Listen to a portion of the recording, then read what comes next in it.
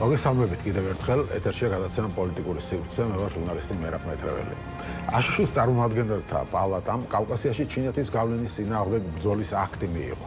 აღნიშნული კანონპროექტი აშშ-ის კონგრესში 2026 წლის 24 თებერვალს იყო წარდგენილი და ის ამერიკავა კონგრესმენმა ჯო უილსონმა რესპუბლიკური პარტია და სტივ კოენმა დემოკრატიული პარტია წარადგინეს.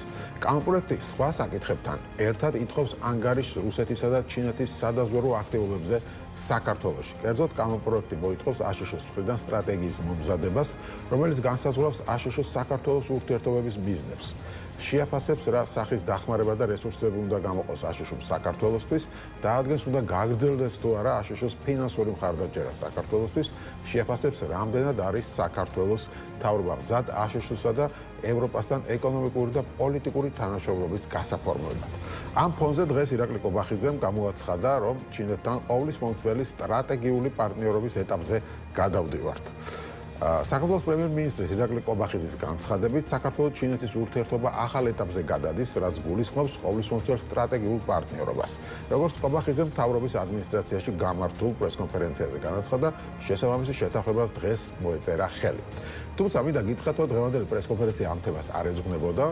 დღეს საქართველოს პრემიერ-მინისტრმა გამართა პრესკონფერენცია ერთადერთი თემით, რომ შეექო ბიძინა ივანიშვილი. მე რამდენიმე ციტატას წაგიკითხავთ ამ ბრიფინგიდან. მან თქვა, რომ გუშინდელ დებატებში ბიძინა ივანიშვილს უწოდეს ერთმართველი, რაც არის არასწორი, არ დაუზუსტებია, რატომ არ გასცა იქვე პასუხი და გადაწყვიტა, რომ მეორე დღეს დებატებში რაღაც გამართულ ასე ვთქვათ, ამ დისკუსიასთვის გაესცა ბრიფინგით პასუხი და 8 წუთის განმავლობაში აქებდა ბიძინა ივანიშვილს. პირველ რიგში უნდა აღინიშნოს, თქვა კობახიძემ, რომ საქართველოში სახელმწიფოებრიობის, დემოკრატიისა და ადამიანის უფლებების განმტკიცებაში ბიძინა ივანიშვილის როლი სრულიად განსაკუთრებულია. რამდენჯერმე თქვი და ერთხელ კიდევ მინდა აღვნიშნო, რომ ბატონი ბიძინა ივანიშვილი არის პოლიტიკის გროსმაისტერი და მას უყვარს საკუთარი ხალხი და ქვეყანა. მისი პოლიტიკური წონა სწორედ ამ ორ ძირითად ფაქტორს ეფუძნება: გამორჩეული ინტელექტს და უანგარო პატრიოტიზმს. მთელი ამ ხის განმავლობაში ირაკლი კობახიძე ცდილობდა დაემტკიცებინა, რომ ქვეყანაში არ არის ერთმართველობა და ბიძინა ივანიშვილი მარტო არ იღებს გადაწყვეტილებებს და უფრო მეტიც ის არც ერევა მთავრობის გადაწყვეტილებებში. კობახიძე ამბობს, ბიძინა ივანიშვილის სამთავრობო გადაწყვეტილებებზე გავლენას ახდენს იმ ფარგლებში, რა ფარგლებშიც ეს მართველი პარტიის საპატიო თავმჯდომარის როლს შეესაბამება. ეს ნიშნავს, რომ ბიძინა ივანიშვილი არსებითად არ ერევა სამთავრობო მენეჯმენტში და საკადრო გადაწყვეტილებებში. ამავდროულად, მე როგორც მთავრობის მეთაური და მმართველ პარტიაში მეორე პირი, ის ამბობს, ანუ ბიძინა ივანიშვილი როგორც საპატიო თავმჯდომარეა და გაირკვა, რომ ის არის პირველი პირი რა, როგორც საპატიო თავმჯდომარე პარტიაში. ხშირად სარგებლობ მისი რჩევით, ამბობს კობახიძე, როდესაც საქმე ქვეყნისთვის საკვანძო მნიშვნელობის საკითხებს ეხება. მისი რჩევები ყოველთვის ფასდაუდებელია და ამ შესაძლებლობაზე უარის თქმა პირველ რიგში სწორედ ქვეყნის ინტერესებიდან გამომდინარე არასწორი იქნებოდა. და იქვე აგრძელებს. ბატონ ბიძინა ივანიშვილთან ერთად პერიოდულად იმართება გუნდის ლიდერების შეკრება, სადაც პოლიტიკის საკვანძო არა, ძალიან მნიშვნელოვანია და ამიტომ სადაც პოლიტიკის საკვანძო საკითხები განიხილება. ისიც უნდა აღინიშნოს, რომ ბიძინა ივანიშვილი განსხვავებულ აზრს განსაკუთრებულ პატივს ცემს, ამბობს ირაკლი კობახიძე. შესაბამისად, გუნდში ყველა აზრი ღია, სიღრმისეული და საფუძვლიანი მსჯელობის საფუძველზე ყალიბდება. იმასაც ღიად გეტყვით დასძენს ის, რომ ამგვარი ღია, სიღრმისეული და საფუძვლიანი მსჯელობისას ყველაზე ხშირად ბიძინა ივანიშვილის აზრი იმარჯვებს, რაც ისევ და ისევ მისი განსაკუთრებული კომპეტენციის დამსახურებაა. მე გარწმუნებ ბატონ ირაკლი, რომ მხოლოდ ერთი მიათედი წავიკითხე ამ ქებადიდებისა, რომელიც მან მიუძღვნა ბიძინა ივანიშვილს. ირაკლი მელაშვილი და გიორგი ანთაძე არიან ჩვენი სტუმრები. მოგესალმებით. მადლობა გადაცემაში მონაწილეობისთვის. მაინტერესებს, რამდენად ეთანხმებით ირაკლი კობახიძეს, რომ ერთმართველობა არ არის ამ ქვეყანაში, ყველა გადაწყვეტილებას ივანიშვილი არ იღებს. და საბოლოო ჯამში თქვენი აზრით რას ემსახურებოდა ზოგადად ასეთი უცნაური ბრიფინგის გამართვა? ერთმართველობა სადაც არ არის, ასეთი ბრიფინგები უბრალოდ არ ტარდება და მორჩა დამთავრებული თემა. ეს შესაძლებელია ჩატარდეს მხოლოდ იმ ქვეყანაში, სადაც არის ბელადი, უბრალოდ აი ამ ხალხს აქვს დამოკიდებულება ივანიშვილისადმი როგორც ბელადთან და ბელადს უნდა დიდი ამბები უნდა უთხრა და პანეგირიკა უნდა გასწრო. ეს არის და ეს. მეტი ამას აღარაფერი დასკვნა აღარ ჭირდება და რაღაცა შეფასებები და ანალიზი. არ არსებობს ქვეყანა, აი ჩერჩილი ალბათ ცოტა უფრო დიდი პოლიტიკოსი იყო, ხო? ვერ ნახავ ბრიტანეთში ვინმე გამოსულიყოს და აი ესეთ სიტყვებით ჩერჩილზე ელაპარაკოს. ან ავიცი მე რუზველტზე, ნაპოლეონზე, აიცი ვიზა ელაპარაკ. ანუ არასერიოზულია ეს ყველაფერი, ძალიან ცუდ დღეში არის ქვეყანა, როდესაც პრემიერ-მინისტრი ამ ფუნქციით არის დაკავებული, რომ გამოდის და კერძო პირია ბიძინა ივანიშვილი ქართულ სახელმწიფო სისტემაში არის უბრალოდ კერძო პირი. საპატიო თავმჯდომარეა. დანიშნულობა კერძო პირია, ის არ არის სახელმწიფო მოღვაწე ამ სიტუაციაში. ის არის პარტიული, ის არ არის, არა. ის არის პარტიული, ის არ არის სახელმწიფო მოღვაწე დღეს. ის არ არის სახელმწიფო თანამდებობის პირი და პრემიერ-მინისტრი რომ გამოდის და ბრიფინგს უსმის იმას, რომ კერძო პირს რაც აუცილებლად დიდი დამსახურება ჰქონდეს 10 წუთის განმავლობაში შეუჩერებლად აი ეს სიტყვერი ფაღარათი მიუძღვას, ხო? აი აგითხრათ, რომ ძალიან ამაზრზენია ეს ყველაფერია. ვის მიმართაც არ უნდა იყოს ივანი. აი რაში უნდა დაჭირებოდა ამას არ ვიცი. თუ ბიზნესმენშვილის მოთხოვნა იქნებოდა. რატო ეს არის ავადმყოფობა ზოგადად. აი ასეთი რაღაცა რო ხდება სახელმწიფოში, ეს არის ავადმყოფობა. ეს არ არის პირველ რიგში საქართველოს პერიოდულად ეს ქონდა ხოლმე და ყოველთვის ავადმყოფობა იყო.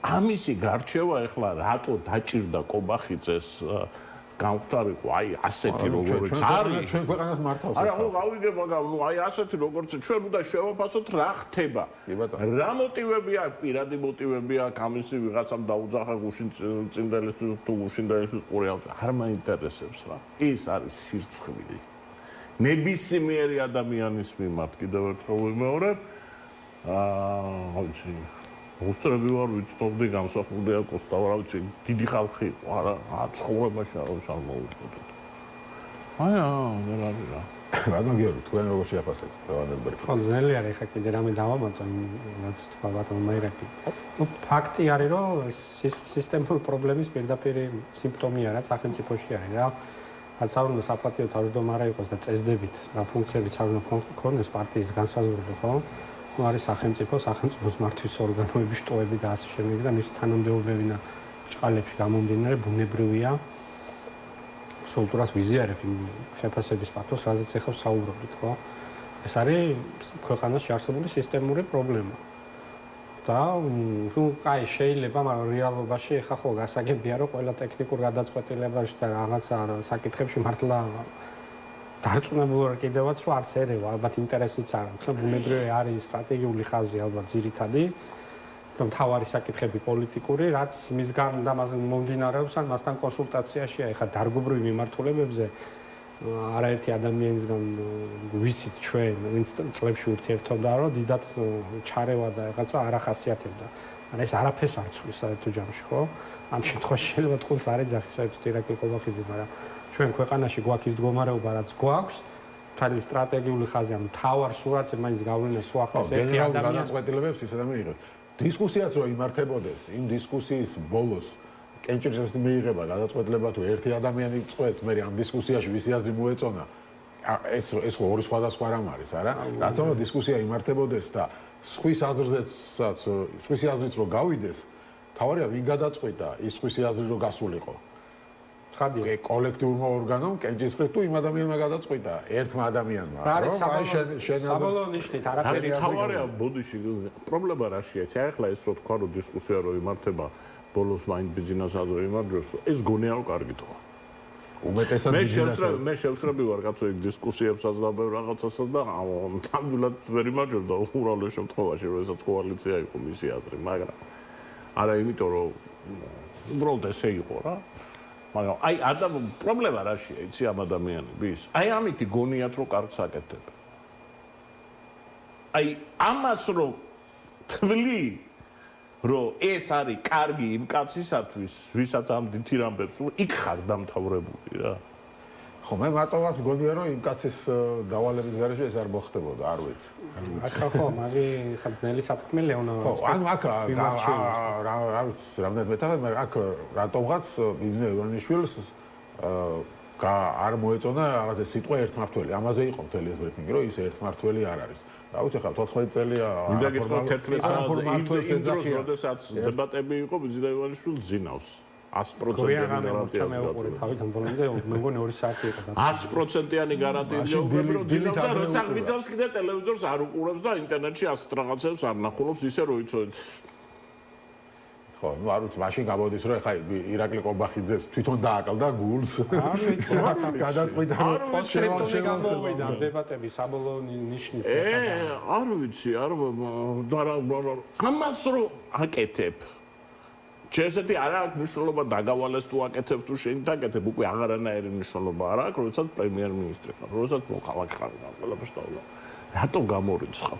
რასაც ტელევიზორში usmen დღეს არის ჭკვიანი რო ხავთ კაცო ხალხის ზალაში რო სულხან საბა არ წასულა იმაში ევროპაში იმიტომ რომ მამაკაცები გაეთხოვებინა დეპუტატი მაჭარაშვილი ხო დავალეს ბიძინამ დაურეკა ეს გენიოსობა თქვიო არ გითხრა მათი პასუხისმგებლობა არის რა ფეხებზე მოვკიდია ეხლა აი მათი პასუხისმგებლობა არის ეს ყველაფერი და ნუ გადაგვაქვს პასუხისმგებლობა ერთ კაცზე. მათი არის ეს პასუხისმგებლობა. თვითონ შვებიან, თვითონ არიან ასეთები.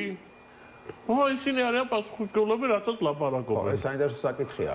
კოლექტიური ოცნება არის პასუხისმგებელი თუ ერთი ადამიანი? არა, ჯერ ერთი ოცნება არის მართველი პოლიტიკური ძალა, რომელიც პასუხისმგებელია. უკაცრავად პრემიერ-მინისტრი არ არის კოლექტიური ოცნება, ეს არ არის ქუჩაში როდადეს ვიღაცა ოცნების მხარდამჭერი. პრემიერ-მინისტრი ინსტიტუციურად არის აღგვიგოს პირველი პირი, როგორ არის მის პასუხისმგებლობა. და ბიძინაევან არა ბატონო, ეს არის პასუხისმგებელი, ის თავისაზე არის პასუხისმგებელი, რაზე არის? იცი, აი ეს კრეტინი რო ყავს პრემიერ-მინისტრად რა. შეურაცხყოფა ეს მივაყენე. აი ამაზე მეტი შეურაცხყოფა ქვეყანას რა უნდა უკრა. იცი რა არის, საერთოდ მე ამდენ დროსაც არ დავუთმობდი ამ საკითხის განხილვას, მიუხედავად იმისა, რამდენადაც ერთხელ გავიმეორებ. ეს ხალხი მართავს ჩვენს ქვეყანას. არა, რამდენადაც აღმაშფოთებელი და საეტაპო ბრიფინგი იყო საერთოდ შეიძლება იყოს, რომ რაღაც ახალ ეტაპზე გადავედით, მე ასე ვფიქრობ. თუ ბუნებრივია კი შემაშფოთებელია ეს ტენდენცია თუ გააგრძელდა, კიდევ უფრო მიუახლოვდებით ჩვენ ქვეყანაში პიროვნების კულტის განდიდება მთელი თავისი პოტენციალური შედეგებით. ამაზე ორი აზრი არ არსებობს. ამიტომ არის დღეს თავარი გამოწვევა რომ სისტემური პოლიტიკური კრიზისი გვაქვს უკვე ჩვენ, რაც ცალსახად აჩვენებს ზუსტად ეს გუშინდელი კი არა და დღეს დღევანდელი ბრიფინგიც ამის მაგალითია და იმაზე უნდა ვიფიქროთ ამ რქენან გამოსავალი როგორ ვიპოვოთ ყველას, ვისაც საბოლოო ნიშნით ადარდეს ამ ქვეყნის ბედი. ხო, ეს არის დღეს მნიშვნელოვანი და თუნდაც ის უფრო მნიშვნელოვანი არის, რითაც გადაცემა დაიწყე დღეს შესავალში. ანუ მაგისტრის დასაგებია, თუმცა დანარჩენი, ხო, ეხლა რაზეც მე მგონი საკმარისი თქვა უკვე პრინციპში, აგ ძნელია მეტი რაღაცა დაამატო, ცალსახაა უკვე ყველაფერი. ხო, ну რა ქვეყანაში ცხოვრობთ, ეს არის ჩვენთვის თავარი და მნიშვნელოვანი. და ხო, ჩვენი საგარეო ფაქტორები, მაშინ გადავიდეთ ამ თემაზე, რაზეც დავიწყე შესავალში, ეს არის ხო კონგრესში მიღებული გადაწყვეტილება, მაშინ თქვენგან დავიწყებ. რა მნიშვნელობა აქვს ამას? აქვს განსაკუთრებული მნიშვნელობა ამ აქტს. ქართული ოცნება ცდილობს ამის, ასე ვთქვათ, გაბიაბურებას, ჯო უილსონი არასერიოზული ადამიანია, ისინი ამბობენ და ესე წარმოადგენენ, რომ ერთი კაცის თემა არის ეს. მან თავარი საკითხი არის, რომ ჩათვალე, რომ ეს არის ბიუროკრატიული თუ გავიდა ბოლომდე ბიუროკრატიული დავალების მიცემა ამერიკის შესაბამისი უცხებებისთვის, რომელმაც ის დასკვნა უნდა დადონ, ისკენაც არის ამაში მოწოდება. იქ რაზეა საუბარი? რომ შეფასდეს ჩინეთის მისი მოკავშირეების პოლიტიკური სადაზვერვო და ასე შემდეგ გავლენა საქართველოში. ამაზე ჯო რაც უნდა სასაცილო იყოს იმსახურების თუ არ იმსახურებს ჯო უილსონი იმისგან დაცვინა, ჯო უილსონი ამ ტექსტზე არ იმუშავებს თვითონ.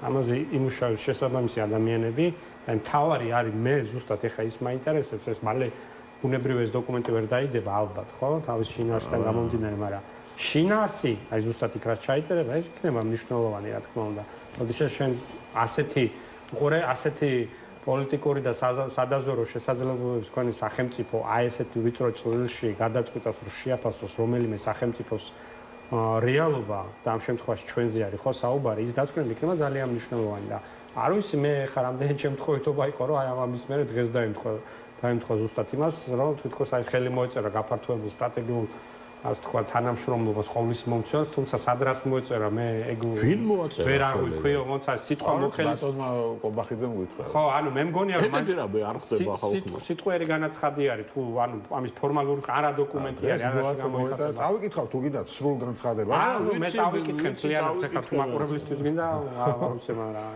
ჩემს არ არის საჭირო. იქ რეალურად სადუნა ფიზიკურად სადუნა მოხდარიყო ხელმოწერა ეგეთი არაფერი გამიგია ან რას მოეწერა პარტნიორობის შესახებ აწერენ ამ პირველი პირები ან იშვიათ შემთხვევაში უფლებამოსილი პირები რაღაცას აზეიმოთ ისე ეს დოკუმენტები ექვემდებარება გამოქვეყნებას, განხილვას, რატიფიკაციას და ასე შემდეგ. მე მაქვს მან შეკითხები ძალიან მნიშვნელოვანი. აი მე ვთქვათ, რომ ეს თემაო ცალკე ბრიფინგს იმსახურებდაო, ანუ ასე რაღაც ხურდაში არ უნდა მომეყოლებინაო, იმიტომ თავი თემა ხო ბიზნესმენშვილის საკითხი იყო. აქამდეც ხო ქონდა. აი ესე თვითონ აღნიშნა, რომ ისეთ მნიშვნელოვან საკითხი, რომ ცალკე ბრიფინგს იმსახურებდა.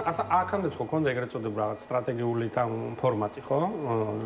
მაგრამ რაში გამოიხატებოდა? ყოვლის მომცველი გახდა. აი უყურე რა არის მნიშვნელოვანი საკითხი, მაგალითად ძალიან ხშირად ჩინეთი უმრავლეს შემთხვევაში გაეროს რეზოლუციებს, რომელიც ჩვენ საკითხებს ეხება, აწი დაუჭერს მხარს საქართველოს ტერიტორიული მთლიანობის საკითხს. არა ისევ, როგორ უბრალო განცხადებით, მე მგონი ღარიბაშვილის დროს იყო ისე, რომ ყველა ქვეყნის ტერიტორიული მთლიანობის საკითხს უჭერს მხარს ჩინეთი და საქართველო. ესე კი არა, აი კონკრეტულად თუნდაც რუსეთთან. შენი ყოვლის მომცველი სტრატეგიული, ანუ იმის იქით, რომ აღარ არსებობს სტრატეგიული მეგობრობა, ესე მესმის, მასე ეგეთი მეგობარი თუ ყავს, მარტო რაღაცა რეზოლუციებშიც უნდა აისახოს, მაგალითად, ყველა სახელმწიფო და საერთაშორისო ინსტიტუტში პროფესორად უნდა აისახოს საქართველოს ხარდაჭერ პოზიციებში. ხო, სტრატეგიული პარტნიორობა ანუ ეხლაში რა არის? თუ იმასაც კი არ ნიშნავს, რომ გაეროში მხარს გიჭერს შენ ეს ქვეყანა, თემუზე თუ უფრო მეტი ფასდაკლება ეკრება საქართველოს მოქალაქეებს, სტრატეგიულ პარტნიორობას გააჩნია, როდესაც ქვეყნების სტრატეგიულ პარტნიორობას გააჩნია, ელემენტარული რამე არის. მას გააჩნია ძალიან კონკრეტული გამოხატულები. იქნება სტრუქტურები, ორქულო კონსულტაციების რეჟიმი, გადაწყვეტილებების წინ, რაღაცა გადაწყვეტილებების წინ თანამშრომლობა სამხედრო საკითხებში, უსაფრთხოების საკითხებში თანამშრომლობის რეჟიმები. ამერიკასთან როდესაც ჰქონდა ჩვენ ეს თანამშრომლობა ეს ყველაფერი მუშაობდა, იყო ორქრივი კომისია სამთავრობო, იყო დელეგაციების გაცვლა, იყო სამხედრო თანამშრომლობა, იყო უსაფრთხოების სფეროში თანამშრომლობა, იყო დაზვერვის სფეროში თანამშრომლობა და კიდევ უამრავი რაღაცა ხდებოდა. მე არ ვეპყრობ იმ პოზიციას, რომ ჩინეთთან ურთიერთობა არ უნდა გქონდეს. უბრალოდ მე არ მესმის ქვეყანა, რომელიც ერთადერთი არის დიდი სახელმწიფოების შორის, რომელიც მუდმივად 25 წელია საქართველოს წინააღმდეგ ხვანს აძლევს გაეროს უსაფრთხოების საბჭოში და გაეროს ყურებს. ამაზე სხვათა შორის რუსეთსაც კი არაა გამოდენა გამოცდილება ამ საქმეში რა. ხო, პაპუაშვილმა ისაუბრა სხვათა შორის რამდენიმე დღის წინ ამ თემაზე და მან თქვა, რომ ნუ ეგო სხვანაირად წება ხა სომხეთიო რამდენიმე წლის წინო სულ ჩვენს წინააღმდეგ აძლევდა ხმას. ეხა ჩვენ სასარგებლოდ აძლევსო. შვეიცარიო მაგალითად არ აძლევსო ჩვენ სასარგებლოდ ხმას. აი მაგალითად ძალიან შვეიცარიასაც ეჭუბეთო. აი მე როგორ გავიგებდი ხა რა? ხო არის უკვე იმის იქით რომ არ არსებობს სტრატეგიული პარტნიორი. ჩვენ კი არ უნდა ვეჭუბოთ, ეგენი უნდა ეჭუბო, კაცო, თავრობა ეგენი არის. რუსეთის დამოკიდებულება ჩინეთზე რამხელა ყველა მიცით განსაკუთრებით აი ამ პირობებში. ხო, აბა იქამდე თუ მივა საქმეან მიაღწევენ იმას, რომ ჩინეთმა დააყენოს მაგალითად აი პირდაპირ საქართველოს ტერიტორიული მთლიანობის საკითხი როგორც ესეთი, ხო? მე ძალიან ეხა ნაკლები მოლოდინი მაქვს ეს რომ რეალობაში მოხდება. არა, უბრალოდ ხას უსვე მაყურებლისთვის რას ნიშნავს რეალური სტრატეგიული თანამშრომლობა. ხო, არა, კიდევ თან ეხა იმ დასკვნის მომზადების ფორმა შეიძლება ძალიან მნიშვნელოვანი იქნება, ეხა როგორც ახსენა, ხო, ამერიკასთან უამრავ სფეროში თანამშრომლობა იყო. უსაფრთხოების სექტორში თუ მოიცავს ეს ახალი გაფართოება თანამშრომლობის, რა შინაარსი იქნება კონკრეტული ქართულ-ჩინელ ურთიერთობებში და ეს მოახდენს თუ არა ნეგატიურ გავლენას იმ, რა ქვია, ჩვენს სტრატეგიულ ამოცანებზე, რაც კონსტიტუციაში არის განსაზღვრული, მაგალითისთვის. ან იგივე ამერიკის შეერთებულ შტატებთან ურთიერთობის აღდგენის თვალსაზრისით. იქაც ხო ვიცით, რომ მოლაპარაკებები მიდიოდა ველოდებით გარკვეული შედეგების დადგომას და ამ შედეგების დადგომისას თქვათ ალბათობაზე რა გავლენას მოახდენს. ეხლა ჩვენ ცარელი განცხადების იქით არაფერი არ მოგვისმენია, ხელი მოეწერა, სად მოეწერა, რას მოეწერა, არ ვიცი, ხო, მაშინ დაიწყოს დოკუმენტი და შევაფასებთ, თუ რამეს მოეწერა ხელი. ამიტომ უბრალოდ ცი რა არის, მე მგონია რომ რაღაცა შეიძლება რაღაცა მოლაპარაკებები მიდიოდა და ამ ამერიკის აი ამ გადაწყვეტილების გამო, ამ იმის ვილსონის საკითხის გამო უბრალოდ დღეს დილით ეს რაღაცა გახმაურდა, თითქოს აი საფასუხო, რაც ხშირად ჩვევიათ ხოლმე და არ არის გამორიცხული ბჭყალებში უფრო მეტი რაღაცა ბოროტება ბრჭყილე კიდევ ერთხელ ვიხილოთ ამ თვალსაზრისით რა, იმიტომ რომ ახასიათებთ ხოლმე ესეთი რეაქციული საპასუხო ნაბიჯები, როგორც იქით ამ ხრიდან რაღაცა მკვეთრი ნაბიჯები იდგმება ხოლმე და აი შევხედოთ, მე მგონია რომ ეგ მაგას ძალიან კარგად დრო გამოაჩენს. ხო, ბატონო, თქვენ რას ფიქრობთ, ანუ მნიშვნელოვანია კონგრესში მიღებული ეს გადაწყვეტილება. არანაირი კონგრესში ჯერ არანაირი გადაწყვეტილება ძალაში რომ შევიდეს, კიდე იმდენი რამეა გასავლელი. პოლიტიკური დისკუსიის ნაწილია რა. ხო, უბრალოდ დისკუსიის ნაწილია. ხო, საგარეო კომიტეტის თავმჯდომარე საინტერესო განცხადებები გადაჭარბება ვარგა მისი შეფასების და არც უგულვებელყოფა. არაფერი არ არის ჯერ მომხდარი. პროცესი არის დაწყებული, რომელიც ბოლოს შეიძლება საერთოდ სიზაღმოშრო ტრამპის ადმინისტრაციამ თუ არ მოინდომა იმას არ შეასრულებს და მორჩა დამთავრდება. ბევრჯერ მომხდარა ესეთი რამე, იმიტომ რომ კონგრესი ვერ გავიდა, ხო ბოლოს. ასეც ითვლება. კონგრესი და სენატი ერთია, მაგრამ ამერიკაში არის ძალიან მკაფიოდ გამიჯნული, რომ საგარეო პოლიტიკა ეს არის პრეზიდენტის უშუალო პრეროგატივა რა. თუ პრეზიდენტს არ უნდა, ის გადაწყვეტილებები როგორც წესი არ გადის. შემოდგომაზე რა იქნება, როდესაც იქ ჩატარდება ეს შუალედური არჩევნები, აი იმის შემდეგ უკვე საინტერესოა.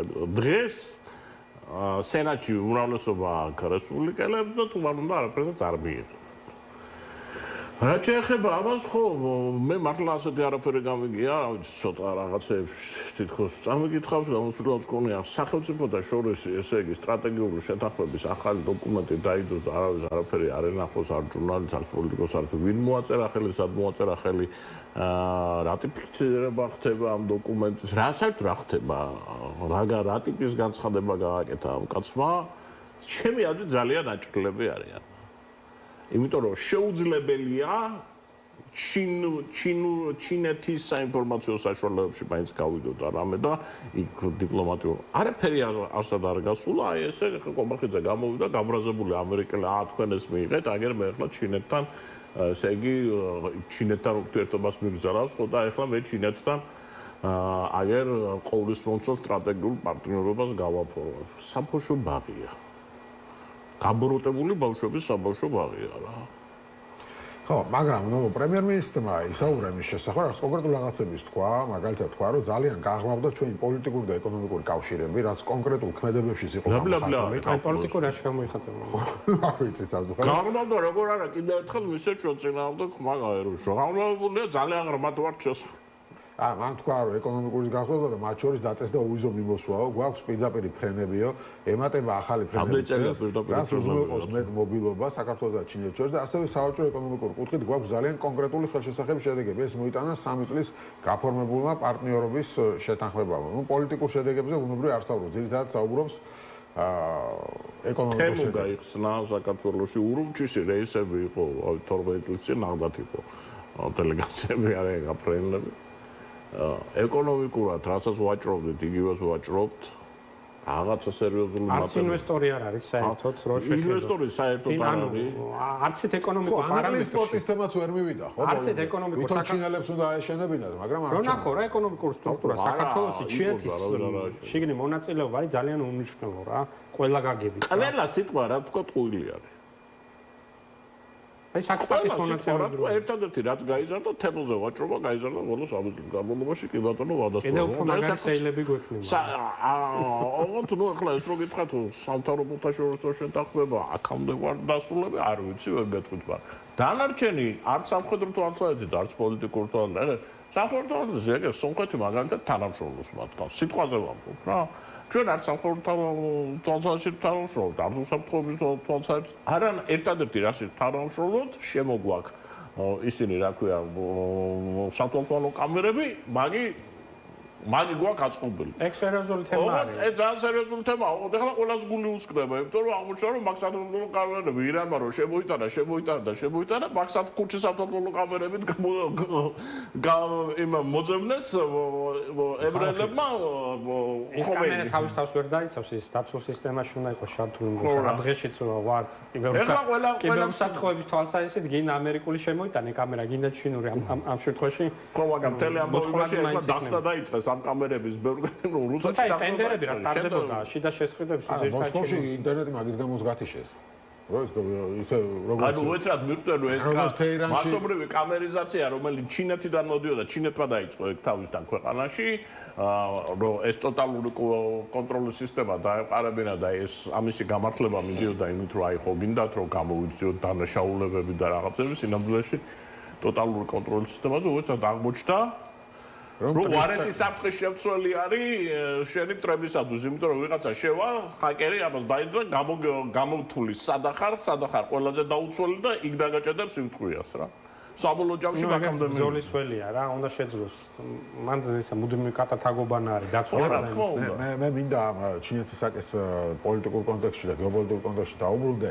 არ ვიცი ხა ცდილობს ამას ქართული ოცნება თუ უბრალოდ რაღაც ფონს ქვის თუ ვითომ რაღაცა ცდილობს, მაგრამ ისე ხო არ ჩანს რომ თითქოს აი ქართული ოცნება ამბობს რომ მე აქ რეგიონში ბალანსისთვის ამერიკა ასე თქვა deep state-ი და რაღაც დასავლეთი არ გამომადგება რუსეთის დასაბალანსებლად და აი რო არ დამაბრალოთ რომ რუსეთისკენ ვიხრები, რუსეთისკენ კი არ ვიხრები, აგერ აი ჩინეთი შემოყავს რეგიონში დასაბალანსება. ეს რამდენად რეალური შეიძლება იყოს. ამ წილით არ იმუშავებს. ანუ კიდევ ერთხელ აღვნიშნოთ, რომ ჩინეთის მიუხედავად იმ პროექტების რაშიც მონაწილეობს, რეალური ყოფნა ანუ რაღაცა ინტერესები ისეთი იმხელა ქვეყანაში, რის გამოც რუსეთთან ბჭყალებში რაღაცა იმაზე წავა დაპირისპირებაზე, ეგეთი ყოფნა ამ ეტაპზე არ არის. შესაბამისად, ჩინეთი დაბალანსება რუსეთის და ჯერსეთის უყურე არა დედამიწის ზურგზე არსად ჩინეთის საგარეო პოლიტიკისგან გამომდინარე არსად არ გამოუყენებთ რაიმის დასაბალანსებლად. ჩინეთი, იმიტომ რომ არ არის ეგეთი საგარეო პოლიტიკის ხელწერა მისი, რომ რაღაცა კონფლიქტებში ან დიდი ძალების ბალანსში ხისტი დამბალანსებელი რომ ჩინეთი გახდეს შენი დამცველი და თითი დაუქნიოს რუსეთს, რომ ეგეთი რამე არსად ოკუპირებული საქართველოს ტერიტორიაზე დეკლარირებულ ჩინეთის საგარეო პოლიტიკურ ხედვებს, აი მათი საგარეო საქმეთა მინისტრი მაგათი პარლამენტის ეგრეთ წოდებული რაც არის საგარეო კომიტეტის თავმჯდომარე, რასაც წლების განმავლობაში ამბობენ, ეს არ არის ხედვა, ის არის ძალიან ინსტიტუციონალური, როგორი ხედვა აქვს ვიცი, რომ აი საერთაშორისო მიუხედავად ყველაფრისა, რაც აკეთებენ საერთაშორისო სამართალი, საერთაშორისო ინსტიტუტები, იმიტომ რომ ის ამას ინსტრუმენტალიზაციას ახდენს. ძალიან დიდი არის წარმომადგენლობა ჩინურ იგივე გაეროში, მის ქვესტრუქტურებში, დიდ საერთაშორისო ინსტიტუტებში, ამიტომ ის ამას ხედავს როგორც ბერკეტებს. ამიტომ ეს ყოველთვის ეწინააღმდეგება რაღაცა საერთაშორისო სამართლის მიღმა მოქმედებებს რა და მისი ის არის ასევე დეკლარირებული ხაზი, რომ ჩვენ არ გავსავსებთ ქვეყნის შიგნით უბრალოდ ესე აქვს ნათქვამი, რომ ადამიანის ფუნდამენტალური უფლებების განსაზღვრა ყველა სახელმწიფოს თავისი საქმეა. აი ეს არის განსხვავება დასავლური მიდგომისგან, სადაც ისა დასავლეთი რას გეუბნება ევროკავშირი, რომ ეს უნივერსალურია და ყველგან უნდა იყოს. ეს გეუბნება არა, ეს შენი ინტერპრეტაციის საგანია. აი ეს არის ერთ-ერთი სტრატეგიული მთავარი ხაზი, რაც განასხვავებს. ეს შეიძლება აწყობდეს კიდეც ახლა, ხო, ყველა ავტორიტარიზმის და ხელისუფლებას. ამიტომ მისთვის ოპერირება ჩინეთთვის მარტივია, ის მას ძალიან ტრანზაქციული ურთიერთობა ქონდა ყოველთვის, ეხაც ესეთი აქვს და დღევანდელ სამყაროში საერთოდ აქედან გამომდინარე, დასაბალანსებლად მე შენ გეტყვი ხა ჩააყენებენ აქ ხა რაღაცა ისეთ ან ეკონომიკურ სამხედრო იმას რა ქვია ყოფნა საქართველოში რომ ვინმე რამეს დააბალანსებს. ეგ არ არის დაბალანსება. ეგ ვერ გამოდგება.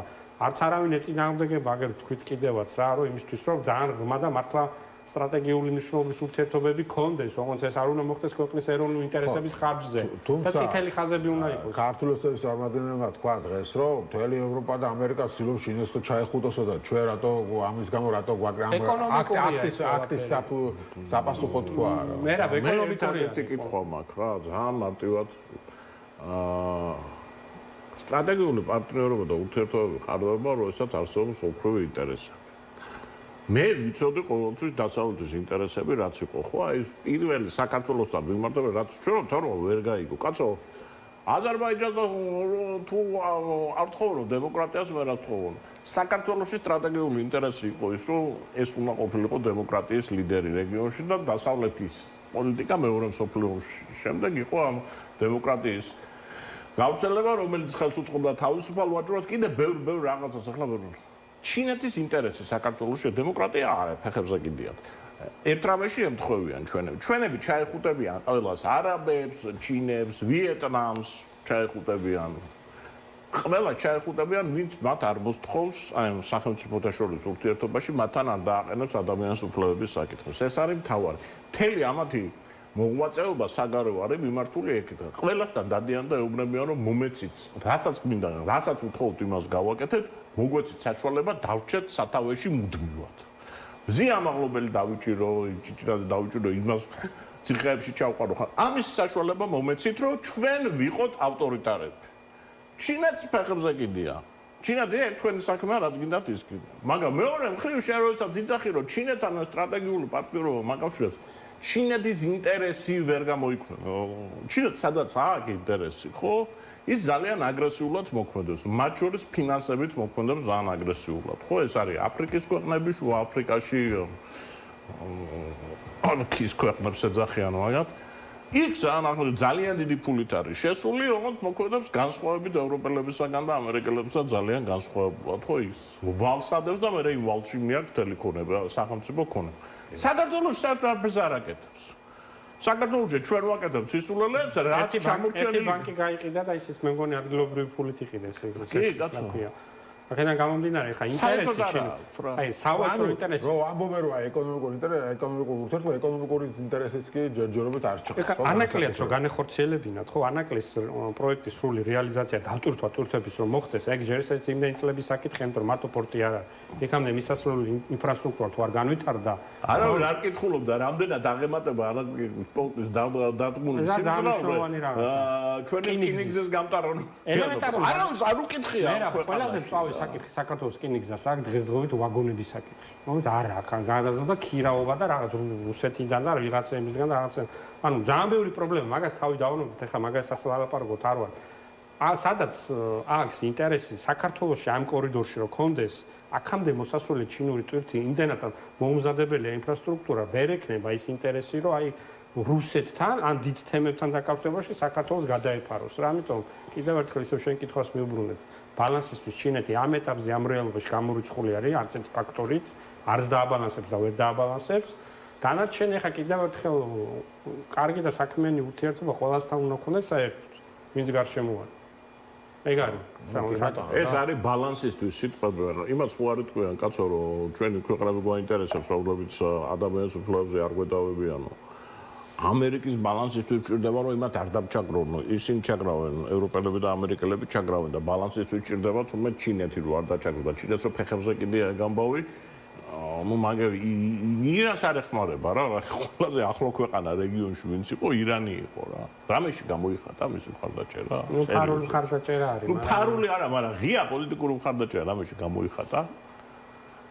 ირანი რომელიც არის 80 მილიონიანი ქვეყანა ამიტომ სინამდვილეში მანთან ძალიან კარგი ტყუილია ეს ბალანსები ისინი ეძებენ ერთადერთ დასაყრდენი იპოვონ ავტორიტარულ ქვეყნებში იმ ქვეყნებში რომელიც მათ აკაურ ავტორიტარიზმზე არ დაუწყებს ჩინეთი მათ ხელისუფლების შენარჩუნების კუთხითაც არ გამოადგებათ ასეთ რეალობაში ასეთ ეკონომიკური პოლიტიკური სტრუქტურაც ეხა დღეს ქვეყანაშია ბალანსი სამხედრო რეგიონში რავი რა ფაქტორის გინდა გაითვალისწინე ჩინეთი აქ ჯერ მოთამაშე არ არის იმ დონის რომ საერთოდ ინმე დააბალანსოს არათუ რუსეთი სხვა ქვეყნებზეც მაქვს საუბარი თუნდაც თურქეთი გაცილებით დიდი გავლენები აქვს თურქეთის რეგიონზე ჩვენს ქვეყანაზე რა ვიცი სუბაქტორებზე ვიდრე არაბულ ქვეყნებსაც მათ შორის არაბულ ქვეყნებს ვიდრე ჩინეთს ეს ახლა შეიძლება შეიცვალოს რაღაცა დროის მერე გასაგებია მაგრამ ანუ უბრალოდ ხელწერა ჯერ ამ ეტაპზე არ არის ჩინეთის ეგეთი კიდევ ერთხელ მომბა არსად ესე არ ოპერირებს მისი ბერკეტები არის ძინათან ფინანსური ეკონომიკური წყალებში რბილი ძალის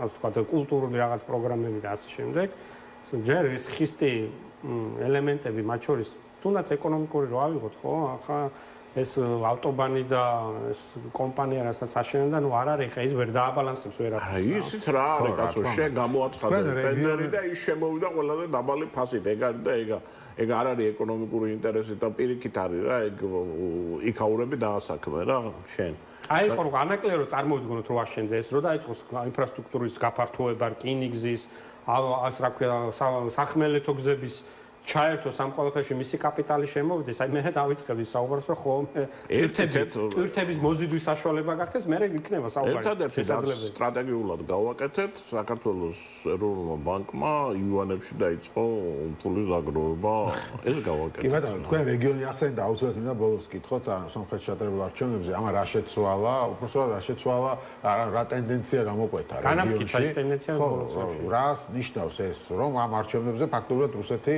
დამარცხა, ანუ რუსეთმა იმ ქვეყანაშიც კი სადაც რამდენიმე წლის წინ ყველაზე დიდი გავლენა ჰქონდა, ყველაზე დიდი გავლენა. პუტინის გენიალურობა ვერ მოახდინა რაღაც მნიშვნელოვანი გავლენა, ხო, არჩევნებზე და აი რას ნიშნავს ეს? ამ ეტაპზე ნამდვილად დამარცხდა, თუმცა ბრძოლას აგრძელებს და მის ნიშნები არის. იქ ბევრი საკითხია პრობლემური, ამასთან ვისაუბრე კიდევაც რეფერენდუმის საკითხია ძალიან მნიშვნელოვანი, თუ არ დაიმატა ეს 6 დეპუტატი. 6 დეპუტატი ან არ ჩაატარებს საერთოდ, იმიტომ რისკი არის მაღალი რა, რომ კონსოლიდაცია მოხდეს კიდევ ერთხელ ოპოზიციის და სახალხო განწყობების მის წინააღმდეგ და ვერ გადალახოს ეს საკითხი, რაც აფერხებს საბოლოო გაფორმებას სამშვიდობო შეთანხმების, ხო, აზერბაიჯანის მხარესთან. თუმცა ის განცხადებები, რაც გააკეთა, რომ ამას დავიჭერ, იმას დავიჭერ, ეს სწორად იმ რისკებზე მიუთითებს, რომელსაც ის ჯერ კიდე ხედავს რუსეთის გავლენის ქვეშ ყოფი ძალების. შეიძლება აწე არისო სიტუაცია. შეეცდება აუცილებლად რა, ამიტომ რეფერენდუმის საკითხი შეიძლება იყოს ის თემა, სადაც მოხდეს ეს, ამიტომ ჩაატარებს შეიძლება უფრო მარტივი გზა იყოს იმ 6 დეპუტატის გადმობირება დამატებით, რაც საკონსტიტუციო უმრავლესობას მისცემს. მაგალითისთვის. ერთი რამ ხო მეორე ტური რეფერენდუმია ნებისმიერ შემთხვევაში განსხვავებით ამ ვითარებისაგან რაც არჩევნებზე იყო ეხლა გაერთიანება ვერაფრით ვერ მოხდებოდა ოპოზიციის იმდენად არაპოპულარული იყო ტოქსიკური იყო კოჩარიანი რომ კარაპეტიანის ახალი ფიგურის გამოძებნა დაჭირდა სარგესიანი საერთოდ სახში დასვეს რომ არჩარე მეორე ტოქსიკური ფიგურა ყოფილი პრემიერი იმისი პარტიული სტრუქტურა მიახმარეს კარაპეტიანს იმის პარტიულ სტრუქტურაზე იდგა მაგრამ ეს არჩევნებზე რეფერენდუმის დროს კონსოლიდირება არას გარშემო არის ბევრად ადვილი მით უმეტეს როდესაც თემას ეხება რომელზედაც იდგა სომხური ცნობიერება 100 წლის განმავლობაში. მთელი იდენტობა იდგა. ხო, საბჭოთა კავშირის პერიოდში და მერეც სომხების აზერბაიჯანისგან ჩამოაყალიბეს უფრო დიდი საბჭო გენოციდი თურქები აზერბაიჯანი გენოციდში არანაირი წვლილი არ მიუძღვის 14 საერთო აფრიშუაში. იმათში ჩამოაყალიბეს.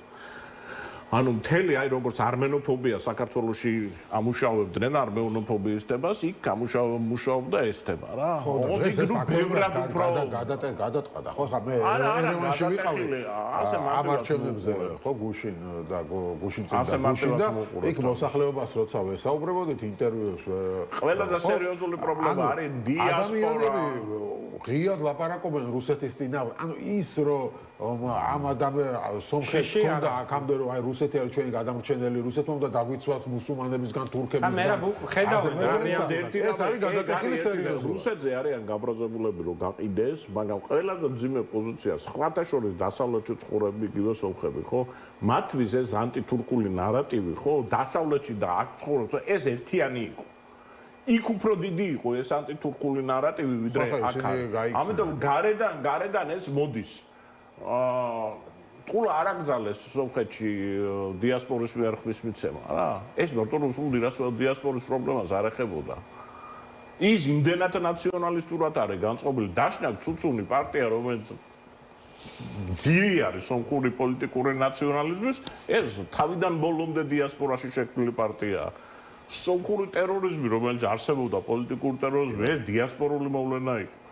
ამიტომ აქ ცოტა რთულად ესე მარტივად არ არის საქმე. კი, მოსკოვზე გაბრაზებულები არიან, ანუ მოსკოვი არ არის დამცველი, ამაში შეთანხმდნენ და ეხლა დაიწყეს იმაზე ფიქრი, რომ 100 წლის წინათაც დაახლოებით იგივე გაუკეთეს რუსებმა. საერთოდ მთელი, აი, მაგაზე მე საერთოდ ვაჩვენე, რომ მაგაზე ახლო ჩვენ არ აქვს არც პოლიტიკურად, არ უბრალოდ ერთმანეთის პეტი არავინ ყავს, მაგრამ მეორე მხრივ სომხეთის უბედურება არის რომ მათმა პოლიტიკურმა ელიტამ 100 წლის განმავლობაში იმდენი შეცდომა დაუშვა რომ მათი გავრცელების არეალი ეირის გავრცელების არეალიდან 10% ხალხი უნდა რჩენილიყო ეს სომხეთი რაც იყო 5-10 იმდენი ტერიტორია იყო მათი გავრცელების არეალი იყო თურქეთში ძირითადი ბუდობა მცირეაზე და ლიბანი და აღარაფერი აღარა ხო აღარსად აღარ ცხოვრობენ ფაქტობრივად. ეს არის მათი პოლიტიკური ელიტის შეცდომა, რომ სონი გააკეთეს რუსებზე, რუსებმა ააგდეს მაშინაც. თორე სომხები თუ ოსმალეთის იმპერიაში იყვნენ ერთ-ერთი ყველაზე წარმატებული, მთელი ფინანსები ხელში ეჭირა. კი, ძალიან ინტეგრირებული და ხო, და რელიგიასაც ინარჩუნებდა. ეს გიუმრის ბაზა, მithom ახ რაღაცა ის არის, ეგ საერთოდ ის არც არ წარმოადგენს ჩათვალეთ, არც იქ არსებული ტექნიკური მდგომარეობა იმ ბაზის, არც იქ განთავსებული კონტინგენტი, იქნა პირდაპირ საფრთხე გამორიცხული, ესე ძალიან კარგად ესმით. და იმ რუსეთის დღევანდელ კონდიციასაც უყურებს, რაც კიდევ ერთხელ ამყარებს იმას, რომ ეროვნული, ასე ვთქვათ, სურვილის შემთხვევაში ძალიან კარგად შეიძლება პოლიტიკური და სხვა სახის წინააღმდეგობა გაუწიო რუსეთს. ამ ეტაპზე რუსეთი დამარცხდა ამ არჩევნების შედეგებით, მაგრამ ბრძოლას ის გააგრძელებს ინსტრუმენტები ჯერ კიდევ აქვს. ერთი შეცდომა დასავლეთმა არ უნდა დაუშვას, ის შეცდომა რა დაუშვა ნულოვან წლებში საქართველოში. თუ იქ დაიწყო ადამიანის უფლებების მასობრივი დარღვევები, იქ ძლიერია წინააღმდეგობა. და დასავლეთმა თვალი დახუჭა ამაზე და წაუყრუა. მაგას ხშირად ამბობენ, მე ვიცან სულ თეთრ მქონია, რომ ჩვენ აი შეცდომის დაშვების თვალსაზრისით მიშაზე ანუ ესეთ ავტორიტარიზმის დამყარება არ უნდა დაუშვათო.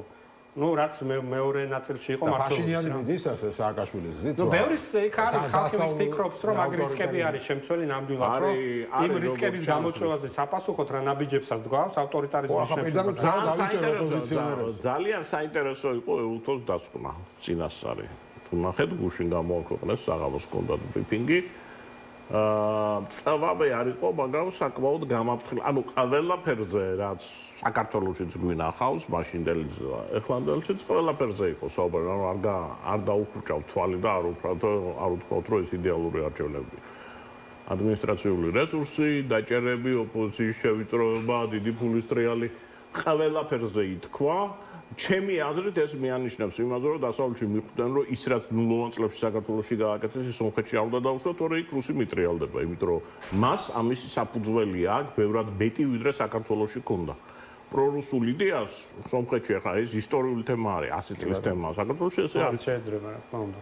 რისკები რაც იქ აქვს რუსეთიდან მომდინარე, თან ჩვენ აღარ გვყავს დიდი ხანია რუსეთში არც იმ დონის დიასპორა, არც იმ რაოდენობის, არც იმ გავლენის მქონე, რაც სომხურ დიასპორას აქვს რუსეთში, მათ შორის პოლიტიკური გავლენის თვალსაზრისით და ფინანსური გავლენის თვალსაზრისით.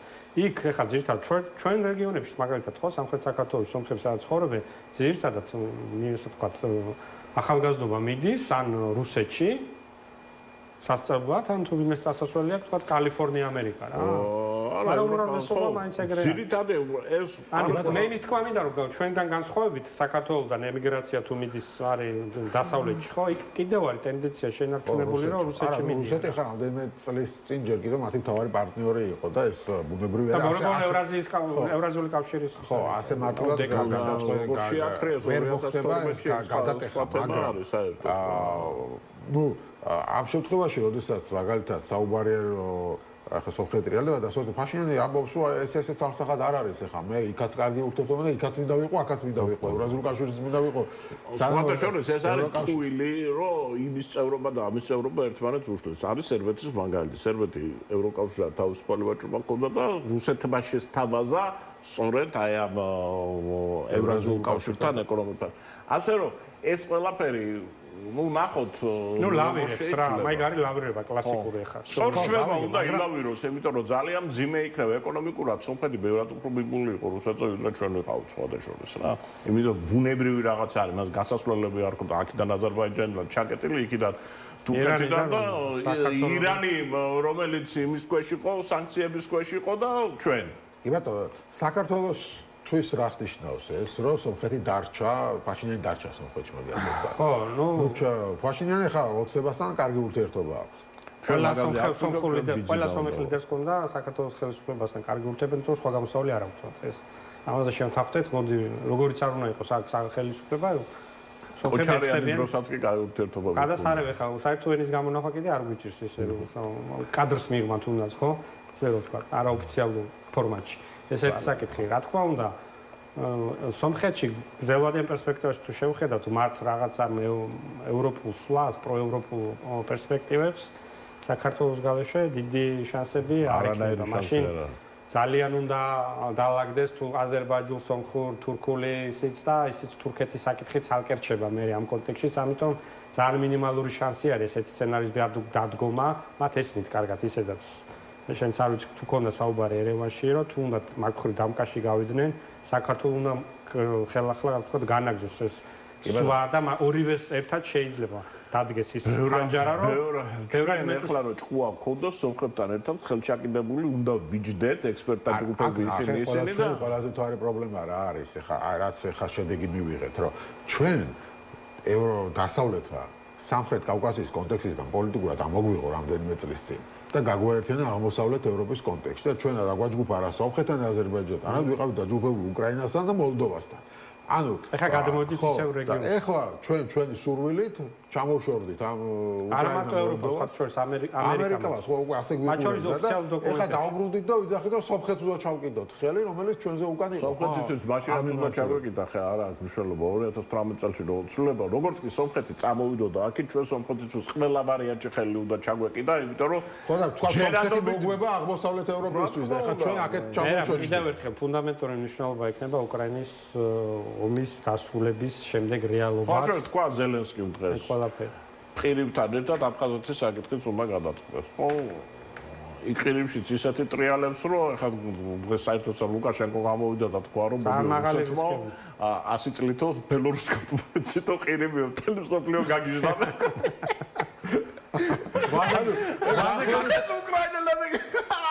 ვაზე გასასვლელი რო კონდეს ბელორუსი და ხო ზოგადად ეს არჩენი ჩემი იყო ხო ჩარა არჩენი და მოდი ჩემი იყო სოფლიო ჭყვი გადავიდა უკვე ისეთებს იძახია კაცო ეხლა პუტინსაც რომ იმას და ბელორუსთან ხელი მოაწეროს ყირიმის ეხლა ბელორუსისთვის გადაცემაზე გრძელვადიან პერსპექტივაში არის ორი მთავარი საკითხი უკრაინის ომის დამთავრების მერე რა კონფიგურაცია რჩება როგორია რუსეთის ბედი ამ ამბავში ანუ პუტინის ბედი და რუსული სისტემა რას იზავს? ეხლა მე დიდი იმედი არ მაქვს, რომ რაღაც პოზიტიური ცვლილებები მოხდება, მაგრამ ძალიან დიდი ალბათობა რჩება, მე ვფიქრობ იმის, რომ ადგილობრივმა ელიტებმა რუსეთში პუტინის თავი დააგო რომ წყალებში ესე რო. ნუ ფაქტი იმისა, რომ ეს აბრამოვიჩი იყო ჩასული ზელენსკისთან და კი ბატონო, რა თქმა უნდა პუტინის ნებართვით იქნებოდა, მაგრამ ამ ნებართვასაც 2023 წელს ხო არავინ არ მისცემდა არავის ნებართვას, რომ ჩადი ზელენსკის და ელაპარაკე გარდა იმისა, რომ ულტიმატუმი უთხარე. ყველასთან მიესვება აბრამოვიჩი ეგეთი ფიგურაა. ხო, მაგრამ ფაქტი იმისა, რომ ეს რეაქცია საინტერესო იყო. ვერ ეკნებოდა სხვანაირი რეაქცია, მე რა გამორიცხულია, საკმაოდ ისეთი ტექსტი იყო. ძალიან მძიმე სიტუაციაში არის, ეს შეიძლება გაეცინოს ვიღაცას, ძალიან მძიმე სიტუაციაში არის.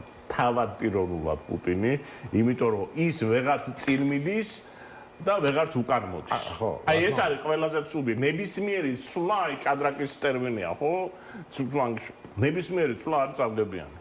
ხო, არა, მე გულისხმობდი, მე საერთოდ არ ველოდი, რომ საჯარო რეაქციას მისცემდა ზელენსკის ღიაწერის პუტინი. ვერ ველოდი, რომ საერთოდ არ წამიკითხავს იტყოდა და არ მაინტერესებს. აღარ გამოდის. არა, ნუ არ გამოდის დაიგნორება, თან, ნუ ის რეაქცია მისცა, რაც ყველაზე მოსალოდნელი იყო, თუნდაც ჩამოსვლა უნდა და შეხვდა მოსკოვში ჩამოვიდოსო. მაგრამ ნუ სხვანაირად რა იცი, აღიარება იქნებოდა.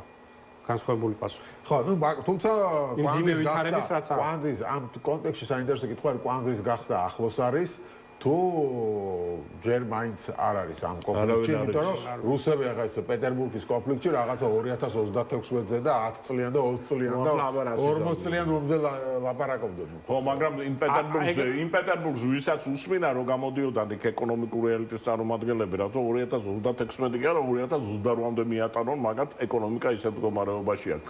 არ უშველა ართფული ისეთ, ანუ რაც გაიზარდა ფასები ნავთობზე არ ვიცი რა ხდება, გაიზარდა რუსეთის დეფიციტი.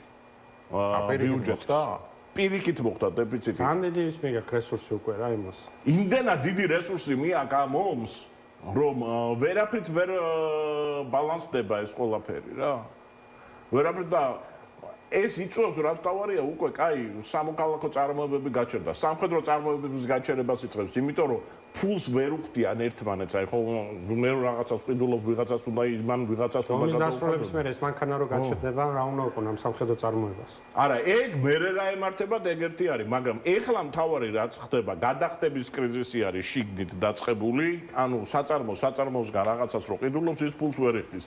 საწარმო დგება და ერთი საწარმო დგება მთელი ჯაჭვი ჩერდება, უბრალოდ ფული აღარ აქვს, ვერ აწარმოებს, შეკვეთებს ვეღარ იღებს და შესაბამისად მთელი ჯაჭვი ჩერდება, იმიტომ რომ რუსაც არ აქვს შიგა დივერსიფიკაცია, ანუ ყველა იმაში ჰქონდა თითო ოროლა ქარხანა, რომელიც აწარმოებდა ამ სამხედრო წარმოებისათვის რაღაცა და როგორც კი ერთი გაჩერდება, ხო, მთელი ჯაჭვი ეხლა ხოცი კალინგრადში BMW-ს ნარჩენილი ნაწილების BMW-ს გამოშვება რო დაიწყეს დიდი იმით დაანონსა რუსეთს, რომ თითქოს ეკონომიკური სოცხობს რაღაც რუსული შლანგებით და პლასმასებით და ასე შემდეგ. 22 წლის მოდელები. აი ეგეთი ის არის რა, კომიკური სიტუაცია რეალურად. ხო, მოკლედ ნახოთ რა როგორ იქნება. მადლობა დიდი გადაცემაში მონაწილეობისთვის. ირაკლი მელაშვილა, გიორგი ანტაძე იყო ჩვენი სტუმრები. გადაცემის შემდეგ პატა დავითე შემოგვიერთება ევროპელი დემოკრატების თავმჯდომარე ვიზა ლიბერალიზაციის საკითხის დგას ეჭვის ქვეშ და მას სწორედ ამაზე ვისაუბრეთ და შემდეგ უკვე ერთიანი ნაციონალური მოძრაობის პოზიციას ლაშა ფარულავა გაგვაცნობს.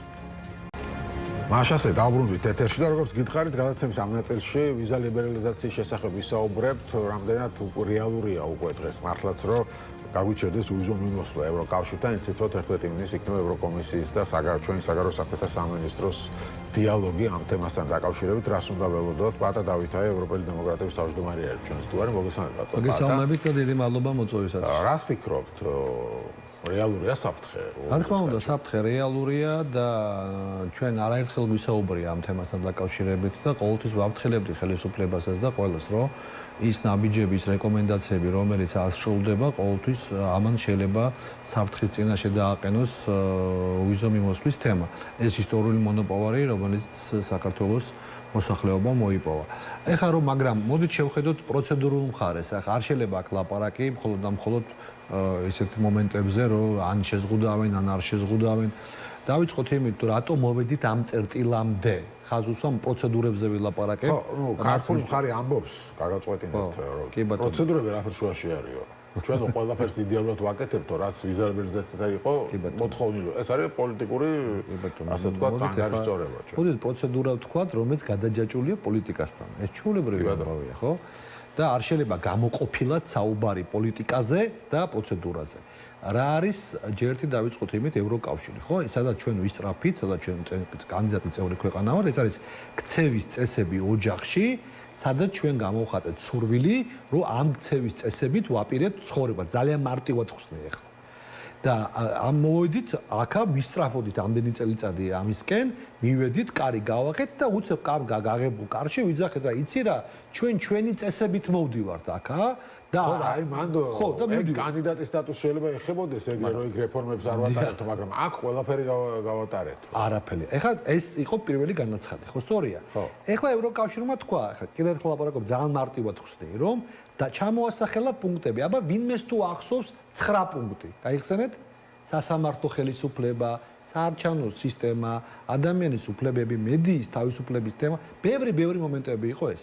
ამ 9 პუნქტიდან გამომდინარე, არც ერთი არ შესრულდა, ევროკომისიამ დააფიქსირა, რომ ეს არ შესრულებულა. ესაა საუბარი კანდიდატის სტატუსის მიღების შემდგომ, რაც 9 პუნქტი ეხებოდა დიალოგის გახსნას. ეს პრინციპული საკითხი არის.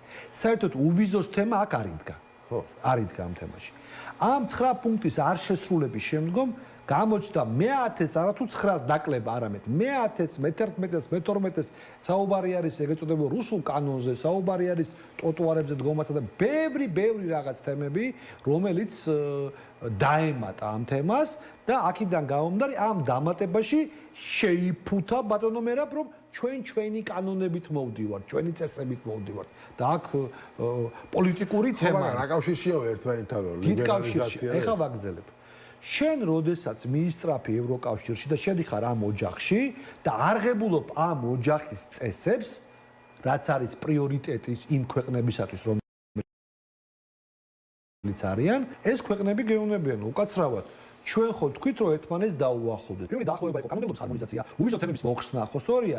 და შემდგომი ნაბიჯი იყო გაწევრიანება. უვიზო იმიტომაა მოხსნილი რომ გაწევრიანდა მერე. და არა ეხლა მაგრამ უვიზო სხვა ქვეყნებთანაც აქვს ეხლა ევროკავშირი საერთოდ საერთოდ სხვა კონტინენტზე რო არის ბატონო მე რა სხვა რაღაცა არა პრინციპული მნიშვნელობა იყო ჩვენ შემთხვევაში თურქეთი კანდიდატი ქვეყანაა მაგრამ უვიზა აქვს ეს ჩვენს შემთხვევაში ხო რომ ჩვენ მივდიოდით სამეული მოლდოვა უკრაინა საქართველოს ეს პრინციპული საკითხი არის ჩვენ არ შევეყოთ სხვა თემებს აი სხვა მაგალითებს იმიტომ რომ ჩვენთვის ეს იყო კეთილინება ეხლა თქვენ ნახეთ რაც სომხეთს გაუკეთეს სოფლის მეურნეობასთან დაკავშირებით ჩვენ ძალაც არ გაუკეთებიათ იმიტომ რომ იქ ის მათ დასკვნები გააკეთეს რაც ეხლა არის ჩვენ კანონმდებლობის ჰარმონიზაცია გავაკეთეთ და ეს არ მივიღეთ სომხეთმა ჰარმონიზაცია არ გააკეთა ისო მიიღო იმიტომ რომ რუსული ზეწოლისგან დაეღწია თავი ეხლა, როდესაც ეს ყველაფერი მივიდა იმ მომენტამდე, რაც ნიშნავს გაფუჭება სიტუაციის, შემეხტა შტაბ-ბიჭდილება, რომ როდესაც რაღაც პოზიტივის ნაბიჯი ხდება, ყოველთვის ხდება ჩვენი მხრიდან რაღაცის გაფუჭება. ეხლა 11-ში არის თომა, თქვენ ეს არ შეასრულეთ. ამას დამატებული გაფრთხილება, რომელიც იყო იანვარში დიპლომატიურ პასპორტებთან დაკავშირებით, ვიზა რო შემოიტანეს და უვიზო მათ მოუხსნეს და მეორე ეტაპი თუ არ შეასრულებთ, დგებოდა მოსახლეობის საკითხის თემა. დღეს ეხლა ზე უბრალოდ 11-ში ეს არის ტექნიკური მხარე, ტექნიკური განხილვა, მაგრამ არის მზადება დეკემბრის ხტომისასკენ, ესე იგი დეკემბრის ხტომა თალამ ჩატარდება ევროპის საბჭოში, მაქამდე იტარდება ოქტომბერში ევროკომისიის ხტომა და აი საბოლოო დამტკიცდება იქ და იქიდან წავა რეკომენდაცია ევროპის საბჭოზე. ან მოიხსნას, ან არ მოიხსნას. ამის გარდა ბატონო მერაბ, ჩვენთვის შეცვალეს კანონი, სადაც საუბარი არის, რომ ევროკავშირის კანდიდატი წევრი ქვეყანა, რომელიც არ იზიარებს ევროკავშირის პოლიტიკას. ჩვენზეა მორგებული მეტი და ყველა იზიარებს. ხო, მოდი ვთქვა პირდაპირ. და აქედან ეს არის ერთი მომენტი, პოლიტიკური გაჩერება, არის მეორე მომენტი. ამას მინდა ხაზი გაუსვა, ბატონო მერაბ, პრინციპული არის ეს. მეორე მომენტი არის შეჩერებას თემაზე ვლაპარაკობ, პოლიტიკურის გარდა. ან ეს საკითხი, მაგრამ შეიძლება პოლიტიკური არც დადგეს ტექნიკური მხარე და ტექნიკური მხარე სამწუხაროდ საქართველოს მოქალაქეები ბევრს არღვევენ უვიზოების დღეებს დარჩენა თავშესაფარის მოთხოვნა ეს გაიზარდა მოთხოვნა და ეს დაფიქსირებულია ყველა კვლევით ხო ეხლა გამოდის რა 15 შინაგან საქმეთა მინისტრი იკრიბება ეს არის უკვე და იძახის რომ ტექნიკურად რადგანაც ირღვევა ეს მომენტები საზღვრის ტექნიკურად 6 თვით შევაჩეროთ ეს არის ერთი მექანიზმი. რა თქმა უნდა, ეს მექანიზმის პოლიტიკური ზეწოლის ბერკეტი არის, მაგრამ არა იმ ჩარჩოში, რასაც ქვია პოლიტიკური ჩარჩო, არამედ სამართლებრივი ჩარჩოში გამოდის. და 6 თვის შემდეგ ისევ განვიხილოთ რა ეგ თემა. ან გავაგრძელოთ, ან გავაუქმოთ. ეხლა თავარი აქ არის რა, იცი, თუ ეგ საკითხი დადგა, მნიშვნელოვანი არის, რომ თუ ღმერთმა არქნა შეჩერება მოხდეს, ხო? იყოს აი ამ ტექნიკური გზით და არა პოლიტიკური გზით.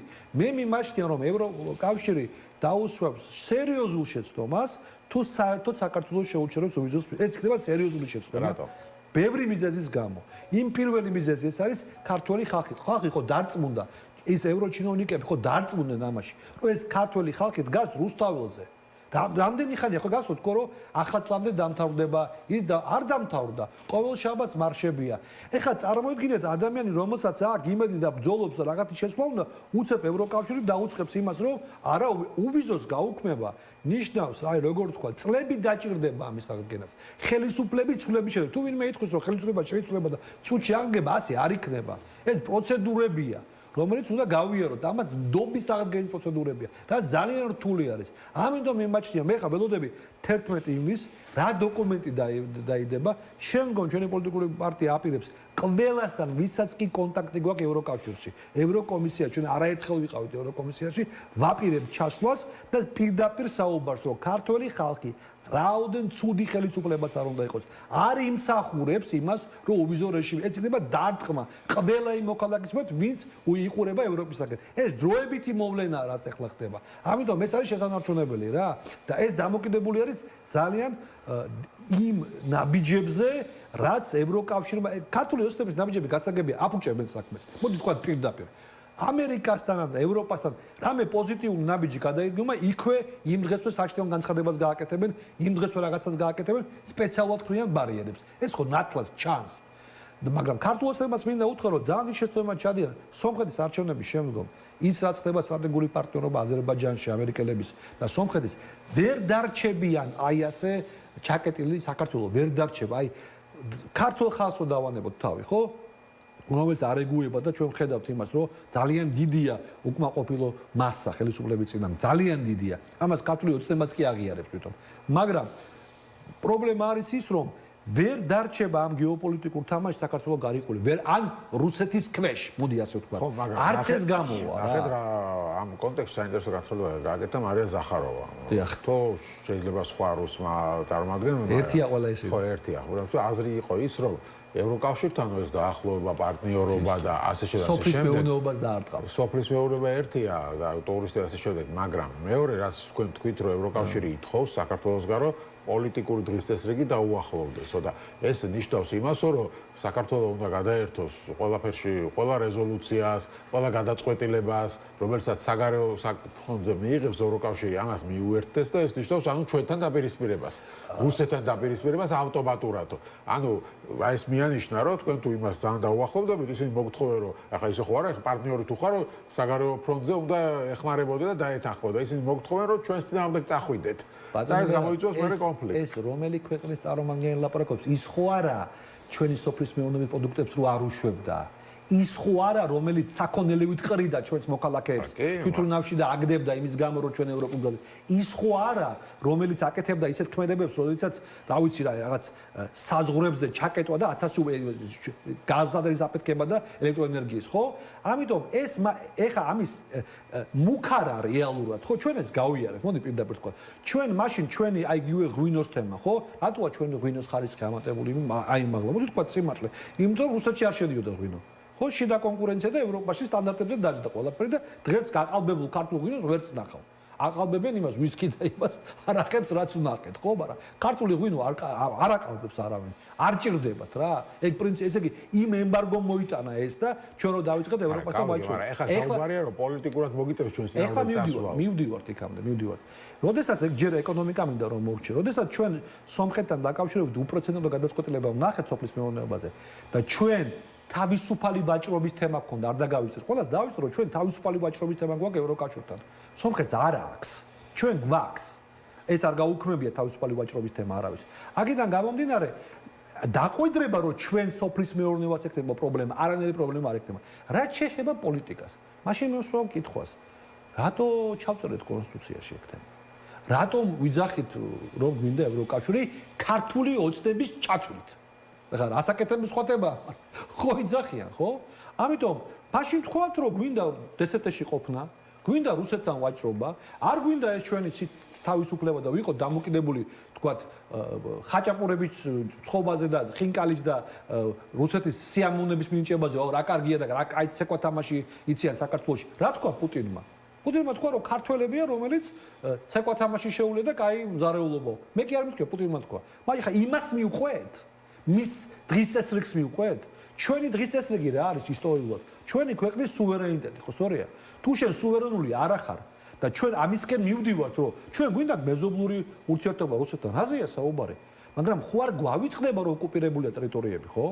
და მათ გააკეთეს ეს ოკუპაცია, მათ აღიარეს, მათ გადაკვეთეს ის წითელი ხაზი, რასაც ქვია აღიარება, ხო? ეხლა ამ ფონზე, აი მოდი ვთქვათ, ქართული ოცნება როცა მოვიდა ხელისუფლებაში, რა იყო მთავარი მესიჯი? რომ ჩვენ რუსეთთან დავალაგებთ, ხო იყო? ხალხმა დაიჯერა. დაალაგეს. ბიზნესზე არ ვიძახი ხა, ბიზნეს ფულს ვაკეთებ, ეკა პოლიტიკურად დაალაგეს. ვერ დაალაგეს. რა ნაბიჯი გადადგა ქართულმა ოცნებამ, რა ნაბიჯი, იმან რუსეთმა ქართული ოცნებისათვის პოლიტიკურად. არანაირი. გახსოვთ ერთი პერიოდი იყო, ზუსტად 1 წელიწად, 2 წლის უკან თუ 1 წლის უკან, რომ აფხაზეთში რაღაცა ხდება და რა ქვია, ვითომ მოლაპარაკებები მიდის და ქართული ოცნება საიდუმლო და აწარმოებს ჭორათ რო დაიხა აქა და ლავრომა რო გააკეთა განცხადება ერთ დღეში რომ არც იფიქროთო აფხაზეთის დაბრუნებას, ხო? ამიტომ აი ჭორიც კი არ აპატიეს ქართულ ოცნებას. რუსეთის საგარეო საქმეთა სამინისტრომ, ხო? ის მონაკვეთიც არ მისცა. არჩევნების პერიოდი იყო 24 წლის. ეხლა გამახსენდა ზუსტად რა პერიოდში მოხდა ეს. ხო, როცა რაღაც სიჭირდებოდა თქმები. ამიტომ მადლობა დიდი, მეც გეთანხმებით, რომ საქართველოს მოსახლეობა იმსახურებს, რომ გქონდეს ეს პრივილეგია უვიზოდიაროს ევროპაში, ევროპის ტერიტორიაზე და ეს არ უნდა გაუქმდეს. მადლობა დიდი გადაცემაში მონაწილეობისთვის. პატა დავითაი იყო ჩვენი სტუმარი, ევროპული დემოკრატების თავმჯდომარე და მას დამშვიდობებდა შემოგვიერთება ლაშა ფარულავა, ერთიანი ნაციონალური მოძრაობის ერთ-ერთი ლიდერი, რომელთანაც უფრო ძირითადად შიდა პოლიტიკურ თემებზე ვისაუბრებთ. გავიხსენებთ კიდევ ერთხელ იმ ბრიფინგს, რომელიც გამართა ირაკლი კობახიძემ და გააკეთა საინტერესო განცხადებები ხო ბიძინა ივანიშვილთან დაკავშირებით. გადაცემის პირველ ბლოკში ვისაუბრეთ ამის შესახებ. თუმცა კიდევ ერთხელ აგიხსენებთ, ვინც მოგვიანებით შემოგვიერთდა კონტექსტს, რომელ კონტექსტშიც ეს ყველაფერი მოხდა. გუშინ გაიმართა ერთ-ერთ სახელმწიფო არხზე დებატები. ამ დებატებისში როგორც ჩანს, რომელიღაცა ოპონენტმა ახსენა, რომ ბიძინა ივანიშვილი არის ერთმართველი და ამ თემასთან დაკავშირებით, არ ვიცი, თავად ირაკლი კობახიძეს არ მოეწონა თავისი პასუხი, თუ ბიძინა ივანიშვილს არ მოეწონა მისი პასუხი, ეს ბუნებრივია, უცნობია. ირაკლი კობახიძემ დღეს 11 საათზე ქვეყნის პრემიერ-მინისტრმა ბრიფინგი მიუძღვნა წინა საღამოს დებატებში მის დებატებში წამოჭრილ ერთ-ერთ თემას და მთელი ბრიფინგი მოუძღვნა პარტიის საპატიო თავმჯდომარის ქებას. ამ ქვეყნის პრემიერ-მინისტრი გამოვიდა და ყველა ელოდა რაღაც ქვეყნისთვის საჭირო ეროდა თემაზე იქნებოდა განცხადება, მაგრამ ჩვენ მოვისმინეთ 8 წუთიანი ქება დიდება ბიძინა ივანიშვილი, სადაც პრემიერი საუბრობდა იმის შესახებ, რომ ბიძინა ივანიშვილი არ არის ერთმართველი, ის არის უბრალოდ ქართული პოლიტიკის გროსმაისტერი. შემოგვიერთდა ბატონი ვაშა, მივესალმებ მას, მოგესალმები, მე მივესალმები. მადლობა გადაცემაში მონაწილეობისთვის და როგორ შეაფასებთ დღევანდელ ბრიფინგს, რაც ვიხილეთ? ნუ, დიდი ხანია უკვე ჩვენ საუბრობთ, თვეზე მეტია იმაზე, რომ ირაკლი კობახიძეს ვადა გაუვიდა, ივანიშვილისთვის ღირებული აღარ არის. მისი შეცვლა იგეგმება, ამაზე სხვათა შორის ისაუბრა ლევან ხაბეიშვილმაც. კი, ირაკლი კობახიძემ ამოწურა თავი. და ახლა დარჩა მხოლოდ ის, რომ აი ესე, როგორც ღარიბაშვილი აკეთებდა, აქოს ადიდოს და ბიძინა ივანიშვილი შეამკოს თითი რამბები, თუმცა არაფრის მომტანი არ არის ქართველი ხალხისთვის. თუ ივანიშვილმა მოსთხოვა ამ კითხვაზე პასუხის გაცემა, რომ ვარ თუ არა ერთმართველი. რას დამაბრალეს ბიძინა გადაცემაში? ივანიშვილი რომ ერთპარტიულად კი არა, პირადად იღებს ყველა გადაწყვეტილებას, არა მხოლოდ სამთავრობო დონეზე. არა მხოლოდ პარლამენტში და საკანონმდებლო დონეზე, არამედ სასამართლოში. ყველა შევახსენებ, რომ ბიძინა ივანიშვილის როცა დასჭირდა, როცა ჩამოქონდა ძვირფასეულობა საქართველოში, მათ შორის სურათები, ნახატები, ოქროზოდები, ერთ დღეში მიიღო პარლამენტმა გადაწყვეტილება. ანუ ერთ დღეში შეცვალა კანონი და მოარგო ბიძინა ივანიშვილს. ანუ პარლამენტი ბიძინა ივანიშვილისთვის ერთ დღეში იღებს გადაწყვეტილებებს. ბიძინა ივანიშვილი, როდესაც მოუწოდებს, ერთ დღეში იღებს რეპრესიულ კანონმდებლობას. ერთ დღეში იღებენ ყველა იმ გადაწყვეტილებას, რომელიც ეხება ოპონენტებს და ერთ დღეში იღებენ თუ ბიძინა ივანიშვილს სჭირდება, გადასახადსაც კი უხსნიან და გახსოვთ ოქროს ზოდებზე, როგორ მოუხსნეს გადასახადი. ამიტომ ის, რომ ვინ მართავს ამ ქვეყანას, ვინ მართავს სამთავრობო გუნდს, თუ ამის ვიზუალიზაცია ვინმე საინტერესებს, შეუძლია გაიხსენოს ალიევის ვიზიტი საქართველოში, როდესაც თარჯიმნად დაყვებოდა ირაკლი კობახიძე ბიძინა ივანიშვილს. იქ ხო ნახეთ, ვინ ფლობს რეალურ ძალაუფლებას ქვეყანაში. ბიძინა ივანიშვილი, რომელიც ალიევთან ერთად დადიოდა, ესაუბრებოდა და ეს დაყვებოდა როგორც კლერკი. აი ეს არის რეალობა. ეს არის სინამდვილე. ამ სინამდვილეში ცხოვრობს ჩვენი ქვეყანა, ამიტომ კი დადგა ეხლა ირაკლი კობახიძის მოხსნის დრო, დიდი ხანია უკვე ამაზე მიდის საუბარი და შესაბამისად გადავიდა კობახიძე ქებაზე და დიდებაზე ბიძინა ივანიშვილის და არ დაგვავიწყდეს ხმეთი არის უკმაყოფილო ივანიშვილი ჩვენი აზრით. მოდი ეხლა შევხედოთ რა გააკეთა, რა თქვა და რას მიაღწია ირაკლი კობახიძემ. თქვა რომ აქციები აღარ იქნებოდა, მაგრამ აქციები დღემდეა. თქვა რომ მაღალ ფასებთან ბრძოლას დაიწყებ და კომისიობა დაიწყეს, კომისიებით ბრძოლა დაიწყეს. თქვა რომ 86%-იანი ფასნამატი იყო და ისე დაასრულეს ეს კომისიობანა და მრისხანე გამოძება ისე დაასრულა კარტელებთან მამუკა დინარაძემ, რომ აღარ არსებობს თურმე 86%, იმიტომ რომ ფასები არათუ არ შემცირდა, არამედ გაიზარდა. არა და თვითონ ირაკლი კობახიძე გვეუბნებოდა, რომ აპრილში პირველ შედეგებს იგრძნობდა ჩვენი თანამოქალაქეები და აპრილში ყველაზე მაღალი იყო ინფლაცია წინა წელთან შედარებით 5.9, მაისის ინფლაცია 5.7. როცა ქვეყანაში მიზნობრივი მაჩვენებელი ინფლაციის არის 3.0. ანუ ყველა პარამეტრით ქვეყანაში არის სოციალური უთანასწორობა, ქვეყანაში არის ეკონომიკური პრობლემები, სოციალური პრობლემები, რომელიც პირველ რიგში უკავშირდება მაღალ ფასებს, უკავშირდება იმას, რომ ქვეყანაში არ არის მაღალანაზღაურებადი სამუშაო ადგილები, ამიტომ ჩვენ თანამოქალაქეებს უწევთ უცხოეთში წასვლა, ემიგრაციაში წასვლა, რომ იპოვოს ისეთი ღირსეული სამუშაო, რომ საკუთარი ოჯახი არჩინოს. ამის გამო საქართველოს ქართველებისგან იწლება, ეს არის სინამდვილე, ამაზე უკვე არა მხოლოდ ჩვენ, არამედ ქართული ოცნება საუბრობს და უტიფრობა, რომელიც მოვისმინეთ მაგალითად გუშინ ირაკლი კობახიძის მხრიდან, როდესაც ის ამბობს, რომ აბა მითხარით კორუფცია არა და 16 სექტემბერს, გასული წლის 16 სექტემბერს პროკურატურამ ჩაატარა ბრიფინგი და გვამცნო, რომ საქართველოს არის თაღლითობის ფულის გათეთრების მსოფლიო ცენტრი. ანუ 624 მილიონი დოლარი, 35 მილიონი ევრო გათეთრდა, რუბლი გათეთრდა. ეს რუბლებში რო გადავიყვანოთ, ეს არის 52 მილიარდი რუბლი და რო გადავიყვანოთ წონაში, ეს არის 60 ტონა მაკულატურა. ანუ 60 ტონა მაკულატურა თურმე ქვეყანაში შემოსულა, ეს ფული სავალუტო ჯიხურებში გადახურდავებულა და არაფერი არ იცოდა ნათია თონნავამ, ვახტანგ გომელავამ, არაფერი არ იცოდა ფინანსთა მინისტრმა ლაშა ხუციშვილმა და თურმე არაფერი არ იცოდა ირაკლი კობახიძემ, რომელიც უკვე პარტიის თავარი კაცი გახდა, ხო? ანუ ვისატყუებენ? ქვეყანაში არის ყველა დონის კორუფცია. ქვეყანაში დაიწყო ქთამის აღება დაბალი თანამდებობის პირებმა და ამაზე საუბრობდა სუსი. ანუ ყველა მიმართულებით ქვეყანას ძირი გამოუთხარეს. ანუ თან გვეუბნებიან, რომ უნდა აქ გრძალოთ. აი დაიწყეს სამართლებრივი პროცესი, ხო, ვითომ სამართლებრივი პროცესი საკონსტიტუციო სასამართლოში გავიდა 6 თვე, ეს გამოიტანეს ეს სარჩელი, ისევ თავიდან შეიტანეს, როცა საკუთარ ჩავარდნაზე უწევთ პასუხების გაცემა ჩავარდნაზე, ისევ წამოაგორებენ ამ თემას და იტყვიან, რომ აი ყველას აკრძალოთ. ამასობაში ვიცით, რომ უცხოელ პარტნიორებს, ჩვენ დასავლელ პარტნიორებს, ამერიკელებს ესაუბრებიან იმაზე, რომ არანაირი პარტიების გაუქმება არ იგეგმება, პირიქით აბა გითხარით რა გავაკეთოთ და საბოლოო ჯამში კონკრეტულ ნაბიჯებს რომ არ დგავენ, პოლიტიკურ პატიმრებს რომ არათავისუფლებენ, მათ შორის რომ ქვეყანაში არის უმწვავესი კრიზისი და ამ კრიზისიდან გამოსვლის ერთადერთი გზად სახელმწიფო დეპარტამენტმა დაუსახა, რომ მანდატების ხელახალი განახლება, რომ დემოკრატიული მანდატი არ მოიპოვება ოპონენტების დევნით და ციხეში ჩასვლით, საჭირო არის ახალი თავისუფალი სამართლიანი არჩევნები. ეს არის ერთადერთი დემოკრატიული გზა იმისთვის, რომ განიმუხტოს კრიზისი, მაგრამ ქართული ოცნება ამას არ აკეთებს და როდესაც ამერიკის შეერთებული შტატების კონგრესში ხდება კონკრეტული კანონპროექტის ინიცირება ჩვენი მეგობრების მხრიდან, რომ საქართველოში გაზრდილია რუსული გავლენები, რუსული ინტერესები, რუსული ფული რო ტრიალებს, აგერ პროკურატურამ გითხრა, რამოდენიმე თვის წინ ვალუტში კი დაიჭირა, ანუ ვალუტის გადამცვლელი დაიჭირა და პოლიტიკური პასუხისმგებლობა არავიზე არ დასმულა. წარმოგიდგენიათ? ანუ 1.8 მილიარდი ლარის თანხა გათეთრდა ქვეყანაში.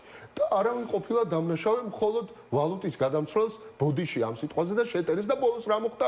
ეს საქმე ჩაფარცხეს. და ახლა კობახიძე გონება სად არის კორუფცია? კორუფცია კი არ არის თაღლითობის კრიმინალური, აი სინდიკატი მოქმედებს ქვეყანაში, არის ფულის გათეთრების ცენტრიო, თვითონ გვითხრეს. ანუ ჩვენ კი არ ვამბობდით.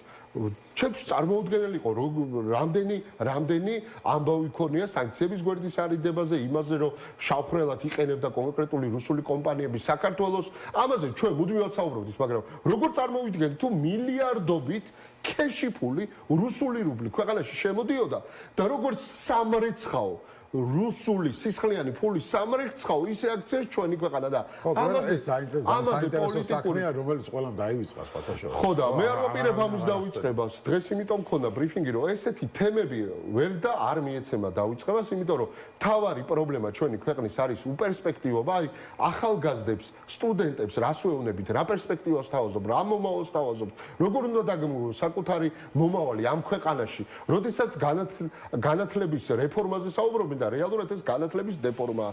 გამოხშირეს განათლების სისტემა ღირებულებებისგან.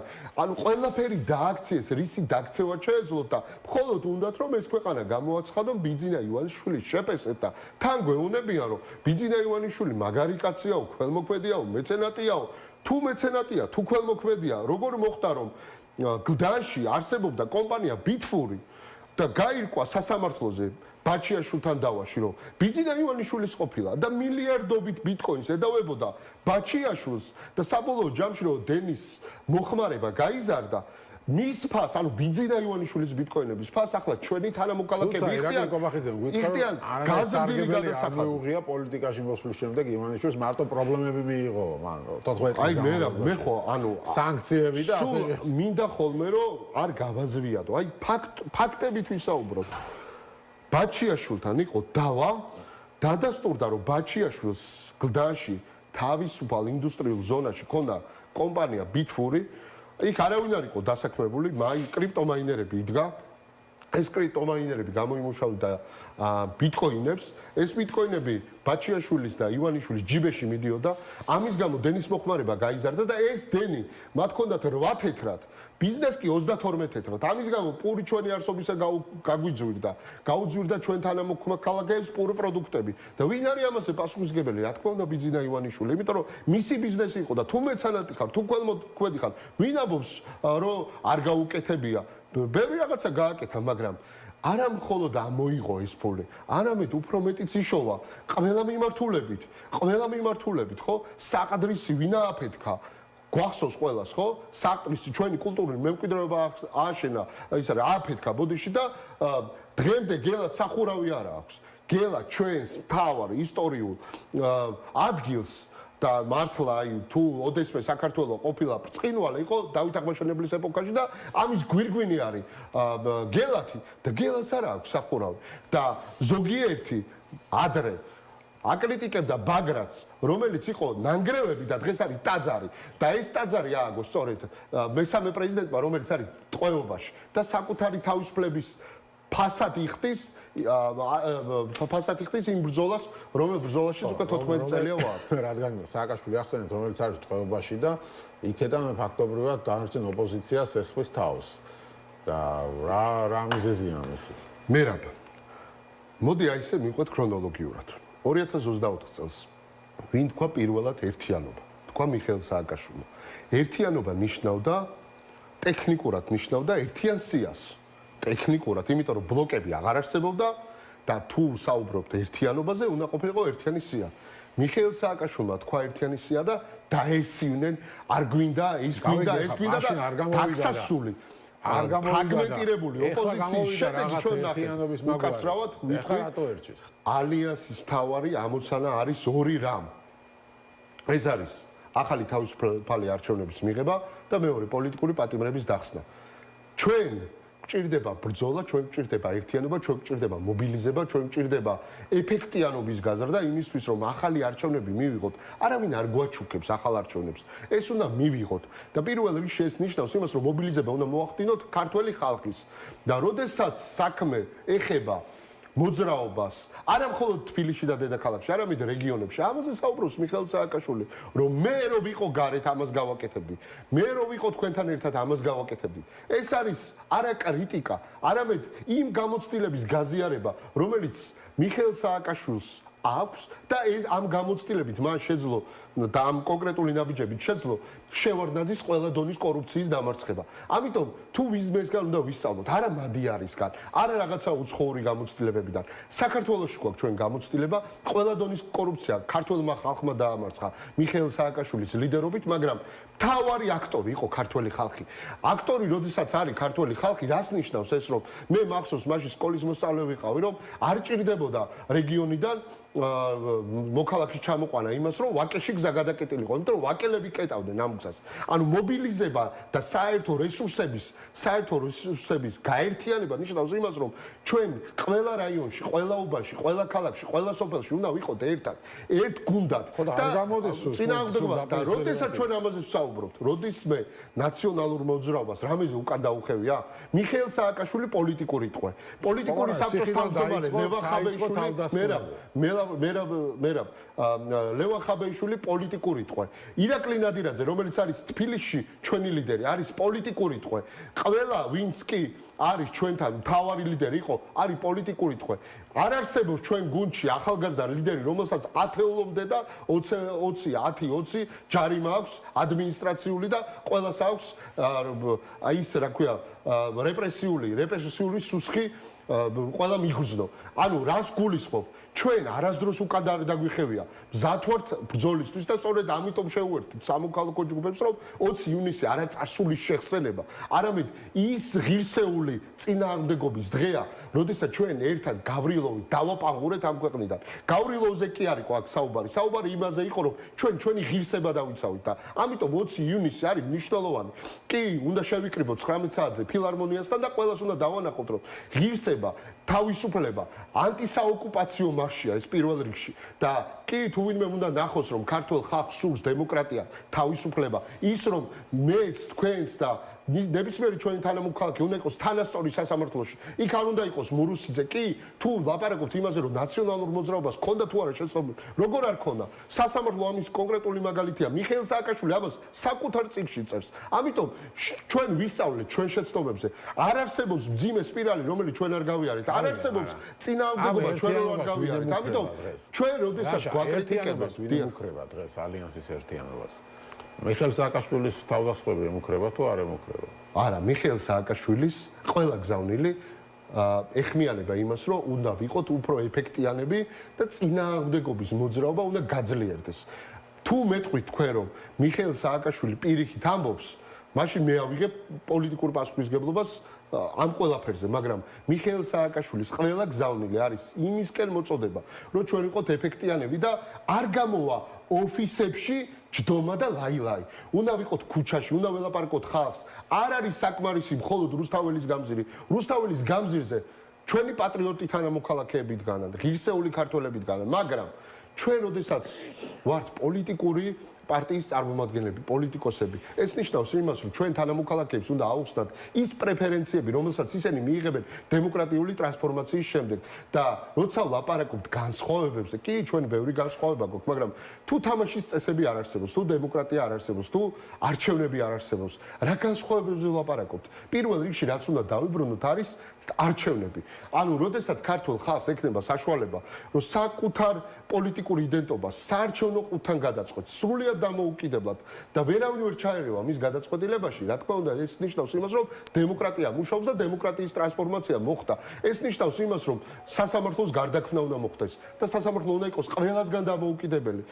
აი, ჩვენ ეს გვინდა და ეს გვინდა რომ აუხსნოთ ჩვენ თანამოქალაქეებს, რომ ეკონომიკური სიკეთე კი შეუძლია საქართველოს მიიღოს.